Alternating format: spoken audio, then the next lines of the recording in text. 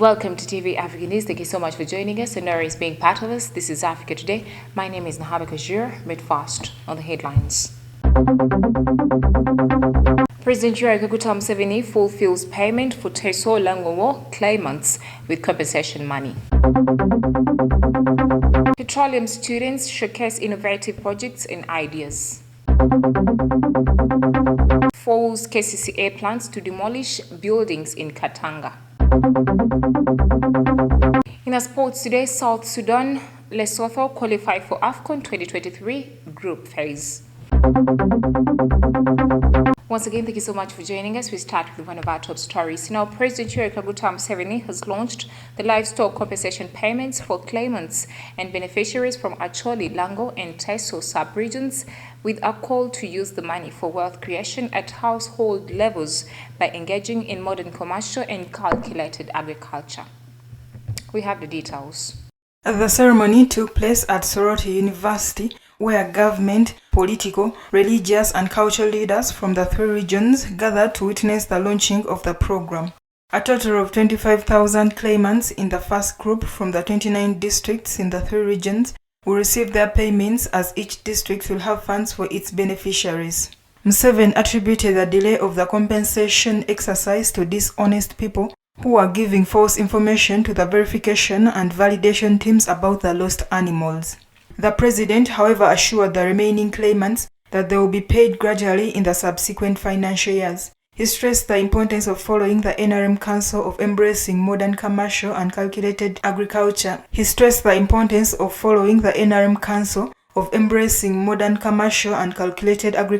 According to the 4-acre model. Museveni reminded the people of the three regions to concentrate on intensive farming with enterprises that have high returns and leave extensive agriculture to farmers with huge chunks of land. He reminded the people of the region to grow on 1 acre of land fruits, then coffee for those who can grow the crop, then on the 3rd acre grow pasture for zero grazing, and on the 4th acre food crops like cassava.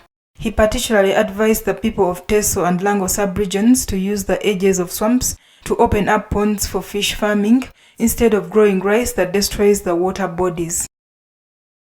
Away from that, employers have been urged to come up with innovations that can accommodate fresh graduates to be mentored into the working environment other than publishing job vacancies with 10 years experience or more, with fresh graduates do not have. The call was made by Julius Mutabazi, the president of Makerere University Petroleum and Geology Society, at an annual career seminar exhibition that took place at Makerere University, where students showcased different innovation ideas. He said petroleum companies need to come up with measures where fresh graduates can easily be accommodated and mentored into the system. Now that the oil and gas industry is very active, the FID has just been signed. We hope that there is actually a lot of activities going on within the oil and gas industry that the fresh graduates can actually venture into and be mentored. Because if we keep on asking for the 15 years experience, how will the young generation who are the future leaders or who are supposed to be the future people upholding the oil and gas industry learn? So let these various companies recruit fresh graduates, train them, mentor them so that they can be able to deliver. The seminar gathered petroleum students from various higher institutions of learning across the country, whose aim is to interest students into innovative projects and to unite petroleum students from different universities and various professionals from the oil and gas sector. So we sat down and thought that we could come up with this platform for interaction between students and professionals in the industry, so that we get to know what is happening, how is the job market, how are things out there. Because when we are here doing our degree, we're learning the technical stuff, we're doing a bit of the scientific part. Yeah. This helps these students to build on their social capital, because we don't know who will employ you tomorrow. As we are still in school, the future might not be certain, but someone you can meet on the career seminar, someone you can interact and keep the contact. In tomorrow, after a few days, you might find that this person is employing you. Innovation is a focus on newness, improvement and spread of ideas or technologies. Innovation often takes place through the development of more effective products, processes, services, technologies, artworks or business models that innovators make available to markets, governments and society. Innovation is related to but not the same as invention. Away from that, the High Court has halted the Kampala Capital City Authority plan to demolish buildings on Katanga Valley land near Wandegeya. Now, the interim order issued by the High Court Civil Division on Friday will run until April 4th, when the court reconvenes to hear another application.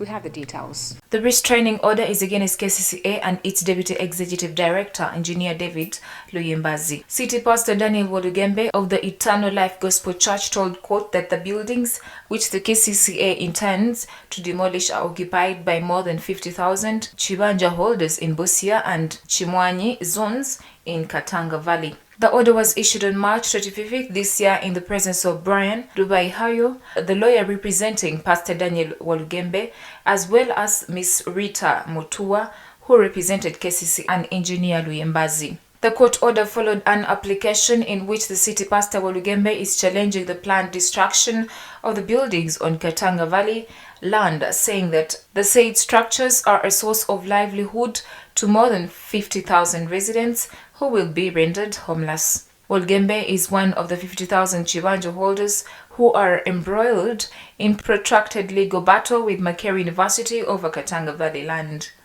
In 2015, the High Court, before then Judge Alfonso Winyidolo, ruled that the Katanga Valley land was occupied by 4 family members and their licenses, who are now bona fide occupants whose rights are well protected under the laws governing ownership of land. The 4 family members are Jonathan Yosam Masembe, Bolasio Buyisi, George Kalim, and Samali Namboga. They were battling with Makerere University and Commissioner for the Land Registration over cancellation of their land titles and ownership of the land by Makerere University. However, Makerere University has since appealed against the decision, faulting the High Court in a matter pending hearing and determination before the appeal court. Through his lawyers of Mwesigwe Rukutana and advocates, Pastor Walugembe contends that KCC and Engineer Luyimbazi have on several occasions organized meetings and hatched out malicious and illegal plans on how to demolish his structures. Well, thank you so much, our reporter. Africa Today takes a quick break. We shall come back with the international news.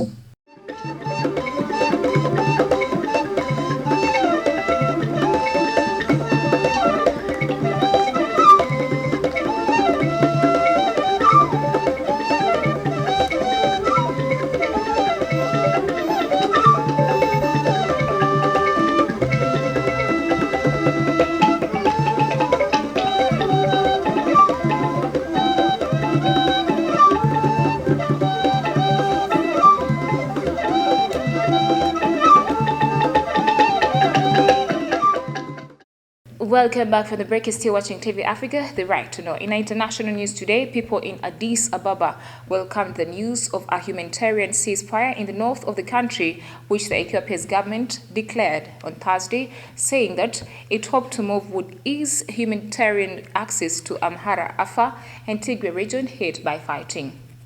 On Friday, the Tigray People's Liberation Forces rebels said they were ending hostilities in response to Addis Ababa's announcement. According to Jonas Asefa, a driver, the government decision is good because the people are starving there and it will also improve the cost of living in their country, adding that it was the right decision both economically and socially. After their attempt on the capital was defeated last December, the TPLF attacked the Afar region, blocking a vital route for emergency aid. Fighting broke out in Tigray in November of 2020 after loyal to the region's rulers attacked federal army bases, killing soldiers and looting weapons. Last June, Addis Ababa announced a truce and withdrew its forces from Tigray, only for the rebels to attack neighboring regions in their bid to advance on the capital. Moving on in international news, the US President Joe Biden's comment that his Russian counterpart Putin cannot remain in power has prompted strong criticism from veteran US diplomat Richard Haass. We have the details. According to Mr. Haass, who is president for the US Council on Foreign Relations, Joe Biden's comments made a difficult situation more difficult and a dangerous situation more dangerous. He added that less obvious is how to undo the damage, but suggested that his chief aides reach their counterparts and make clear that the US is prepared to deal with this Russian government. The House returned to the subject after the White House qualified President Biden's remarks, saying that the White House walkback of Poptar's regime change call is unlikely to wash. Mr. Haas said that Putin will see it as confirmation of what he's believed all along. Meanwhile, Ukrainian President Volodymyr Zelensky has urged Western governments to supply planes, tanks and missile defense systems to his country. In an impassioned late-night video address, he said heavy weapons which could defend freedom in Europe were instead gathering dust in stockpiles. Away from that, Zimbabweans cast ballots on Saturday in Parliament and local authority by-elections, seen as a yardstick of what is to come in next year's general polls. Now, the polls, which opened at 7 a.m., have generated so much interest that President Emerson has led various campaign rallies to show up support for ruling ZANU-PF candidates. We have the details. Jessane Maker, a 42-year-old unemployed man, said after voting at a polling station in central Harare that they really need change and should give the opposition a chance because their government have proven to be a failure. Opposition leader Nelson Chamisa, who is seen as the most formidable challenger to Mnangagwa, formed a new party, Citizens Coalition for Change, 3 months before the by-elections. Chamisa told his final campaign rally in a working-class district on the outskirts of Harare on Thursday that the by-election they were going into as a dry run of the 2023 election. Chamisa's party complained of repression by the authorities as several of its parties were banned by the police during 2-month-long campaign. During the campaign, the country's vice president, Constantino Chiwenga, likened the opposition to lice which should be crushed. ZANU-PF, which has led the country since independence from Britain in 1980, also attracted huge campaign crowds. Critics accuse Mnangagwa, who took power in 2017 after Robert Mugabe ruled for 37 years, of muzzling dissidents, and the opposition has voiced a concern that election will not be credible. Voters cast ballots in 28 parliamentary constituencies, including 20 where opposition lawmakers were recalled in a battle over the control of the country's largest opposition party, while the rest of the seats fell vacant following the deaths of or reassignment of the incumbents. By-elections were also being held in 122 local government municipalities.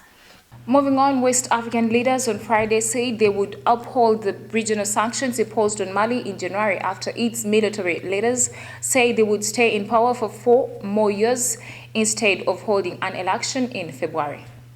The regional economic bloc known as ECOWAS made the decision during a summit in Ghana's capital, Accra, where they also discussed the situations in other coup-affected members states, including Burkina Faso and Guinea. The sanctions in Mali suspended most commerce and financial aid to the country and included land and air border closures with other countries belonging to ECOWAS. The African Economic and Monetary Union Court of Justice on Thursday ordered the suspension of those sanctions after Mali's leaders filed a legal complaint against them, saying they would severely affect Malians. However, ECOWAS President Jean-Claude Cassi Brou said that after the closed-door meetings that it was the only authority that could lift such sanctions. The sanctions, he said, were imposed and must be respected by all countries in the region. He reiterated that ECOWAS leaders wanted an 18 to 24-month timeline to return to the country to civilian rule. After overthrowing Mali's democratically elected president in August 2020, coup leader Kano Assimi Goïta had promised to swiftly return the country to democratic rule. Doubts deepened about his intentions, though, after they effectively launched a second coup 9 months later, forcing out the chosen transitional civilian leaders and becoming president himself. The junta led by Goïta, which had initially agreed to hold a new election in February, said in January that new elections would instead be held in 2026, giving Goïta 4 more years in power. Well, thank you so much, our reporter. We take a quick break. We shall come back with business, health, and sports.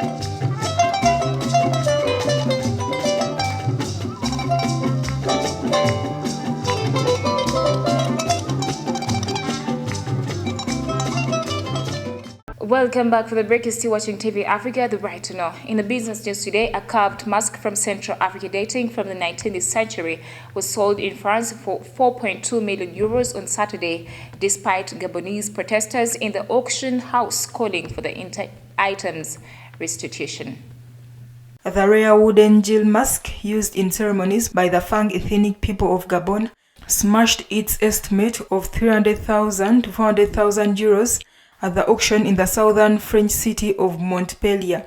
A man describing himself as a member of the Gabonese community in Montpellier exclaimed from the back of the auction room, surrounded by half a dozen compatriots, that it was a case of receiving stolen goods. The protester added, describing the mask as a colonial ill-gotten gain, that they will file a complaint and vowed that his ancestors from the Fang community will recover that object. The auctioneer, Jean-Christophe Giuseppe, said the auction was entirely legal as far as he was aware. Accompanied by security guards, the demonstrators left the auction hall calmly, but auctioned their protest against the sale of African works of art. Saturday's auction also included a Congolese chair, which sold for 44,000 euros. With added costs and fees, the total paid by the successful bidder for the Fang mask was 5.25 million euros, close to a record for such an item. In 2006, a similar Fang mask brought in 5.9 million euros at a Paris auction.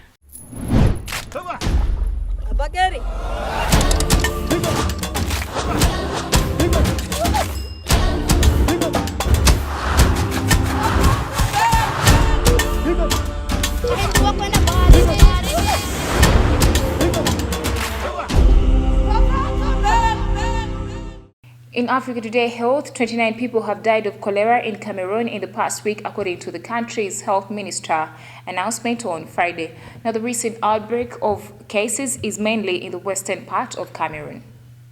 According to a tweet wrote by Dr. Malachi, between 16th and 22nd March 2022, there was an outbreak of cholera in the southwest with over 300 cases reported.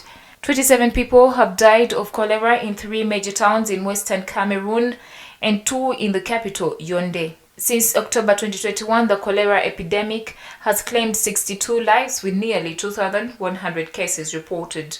In a separate tweet, Dr. Malachi said that the incident management system has been activated to ensure coordination of measures taken and reactive vaccination. In early 2021, the World Health Organization estimated that there were 1.3 to 4 million cases of cholera and 21,000 to 143,000 deaths from the disease worldwide each year. The UN agency said that safe oral cholera vaccines should be used in conjunction with improved water supply and sanitation to limit cholera outbreaks and promote prevention in known high-risk areas.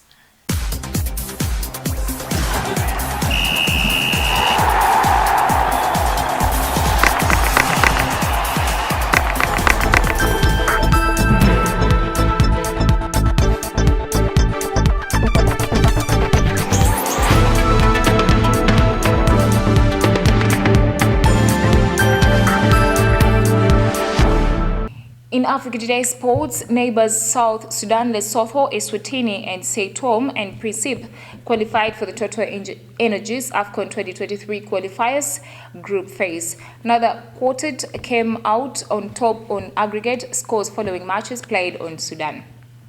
We have the details. South Sudan edged visitors Djibouti 1-0 thanks to a solitary goal by Peter Chol at St. Mary's Stadium, Chitende in Uganda. The Bright Stars won the tie 5-2 on aggregate after they had also won the first leg fixture 4-2 in Alexandria, Egypt. Uganda Premier League players Emmanuel Loki in Soltilo Bright Stars, Rashid Toha and Geriga Atendele of Arua Hill, as well as former Vipers and KCCA forward Tito Okello, were part of the South Sudan side. In other games, Eswatini progressed after beating Somalia 2-1 in the return leg, going through 5-1 on aggregate after winning the first leg in Dar es Salaam, Tanzania 3-0. Lesotho also went through with a 3-1 scoreline against Seychelles, ensuring they saw the tie to the end at home, having drawn 0-0 in the first leg. Katleho Maketeng struck a brace with Sarah Motebang adding a third. Seychelles' consolation was from the penalty spot. Meanwhile, Sei Tommy and Principe were fortunate to overcome Mauritius after the two played to a 6-goal thrilling stalemate. The Islanders had won the first leg 1-0 last week and progressed 4-3 on aggregate. The 50th side will be determined on Tuesday with Chad and Gambia facing off in the return leg. Well, thank you so much for being our loyal audience from where we started from. Don't forget to subscribe to our YouTube channel. We shall keep updating you. It is TV Africa, the right to know.